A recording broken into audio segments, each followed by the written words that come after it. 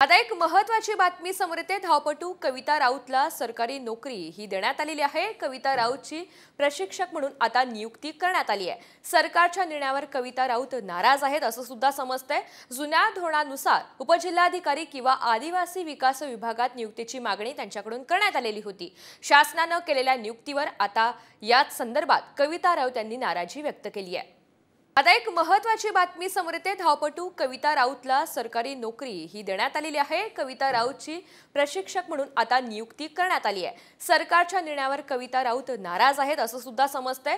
जुन्या धोरणानुसार उपजिल्हाधिकारी किंवा आदिवासी विकास विभागात नियुक्तीची मागणी त्यांच्याकडून करण्यात आलेली होती। शासनाने केलेल्या नियुक्तीवर आता याच संदर्भात कविता राऊत यांनी नाराजी व्यक्त केली आहे। आता एक महत्त्वाची बातमी समोर येते। धावपटू कविता राऊतला सरकारी नोकरी ही देण्यात आलेली आहे। कविता राऊतची प्रशिक्षक म्हणून आता नियुक्ती करण्यात आली आहे। सरकारच्या निर्णयावर कविता राऊत नाराज आहेत असं सुद्धा समजतंय।